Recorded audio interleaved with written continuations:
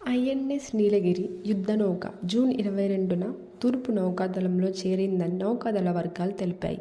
ఈ నౌక ప్రత్యేకత శత్రు దేశాల రాడార్లు సైతం పసిగట్టలేని సాంకేతికత కలిగి ఉండటం.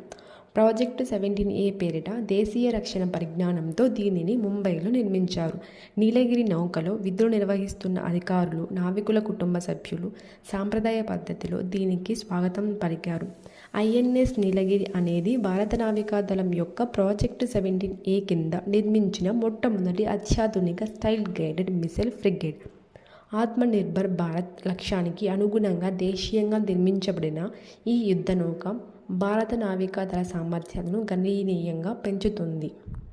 ప్రాజెక్టు 17A ప్రధాన లక్షణాలు: అధునాతన ఆయుధాలు, సెన్సార్లు మరియు ప్లాట్ఫామ్ మేనేజ్మెంట్ వంటి సిస్టమ్లు కలిగి ఉండటం. దీని యొక్క నిర్మాణం ముంబైలోని Mazagon Dock Ship Builder Limited మరియు కోల్కతాలోని Garden Reach Ship Builders and Engineers దీనిని నిర్మిస్తున్నాయి.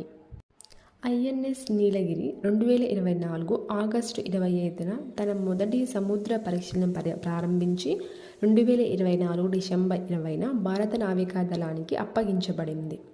2025 జనవరి 15న ముంబైలోని నావల్ డాక్ యార్డ్లో ప్రధానమంత్రి నరేంద్ర మోడీ గారి సమక్షంలో ఐఎన్ఎస్ సూరత్, ఐఎన్ఎస్ వాక్షీతో పాటు ఐఎన్ఎస్ నీలగిరిని భారత నావికాదళంలోకి అధికారికంగా ప్రవేశపెట్టారు.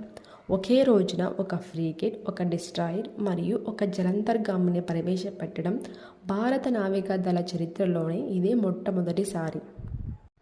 ఐఎన్ఎస్ నీలగిరి 2025 జూన్ 22న తూర్పు నావల్ కమాండ్లో చేరడానికి విశాఖపట్నం చేరుకుంది. Thank you. జై భారత్, జై హింద్.